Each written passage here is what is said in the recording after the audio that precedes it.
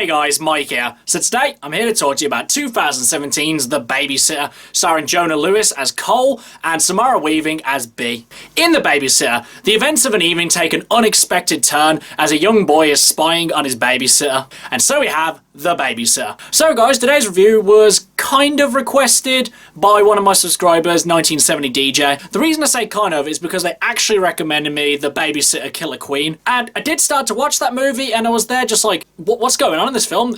Am I missing something? So I kind of stopped it to find out whether this was actually a sequel, and it turned out it was. So then I proceeded to watch The Babysitter so I could then go to watch The Babysitter Killer Queen. So let's get into The Babysitter. To be honest guys, going into this one, I didn't really expect much from it. I expected it to kind of just be a really generic kind of slasher one. That's what I already knew about it, was the fact that Samara Weaving was in this one. But really, nothing else. But I gotta say that this movie turned out much better than I expected. One thing that makes this one stand out is that it kind of feels a little bit Edgar Wright-y. Like the person who directed this film took a look at Edgar Wright's movies and thought, you know what? I'm gonna try something like that. So with things like funny transitional effects, text appearing on the screen, just a whole bunch of things like that. I especially like the slow-mo effect that happens whenever Cole is talking to the girl that he likes. Obviously, it's not the deepest of symbolisms. It's obviously meant to say that the whole world slows down when I'm around you, and that all he can kind of focus on is her. Again, not the most layered thing, but just something that was kind of interesting. And as well,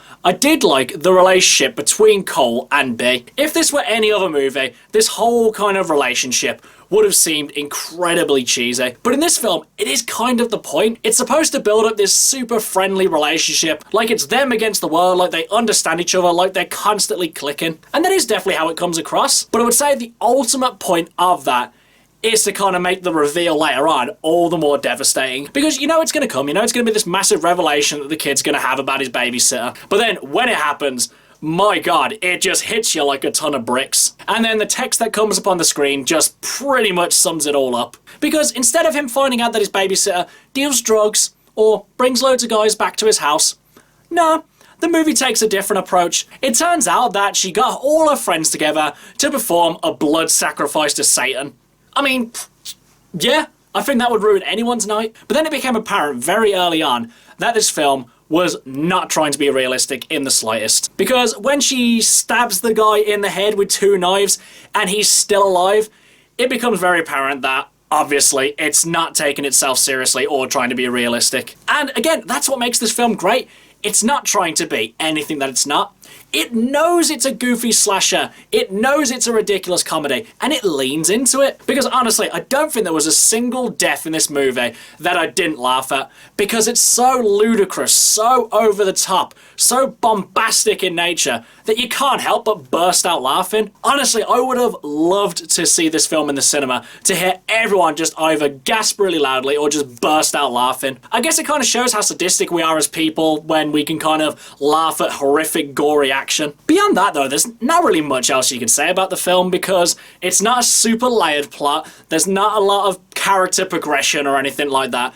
It is as advertised. Young boy sees his babysitter performing a blood ritual and now must try and get away from her. That's what's advertised and that's exactly what you get. But honestly, as the movie goes on and on, it just keeps getting more and more ridiculous, and thus it gets funnier and funnier. Pretty much to the point where you kind of almost stop laughing and you kind of ask, oh my god, why did you do that? That was just so ridiculous. Overall guys, like I said, this movie was much better than I expected it to be. I had an absolute blast watching this film. The characters were decent, the story was decent, it was funny as hell, it was gory as hell.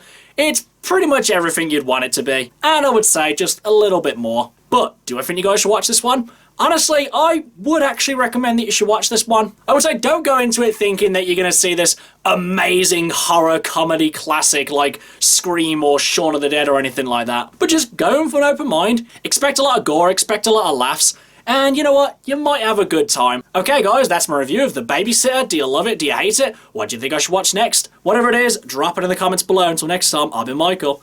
See ya!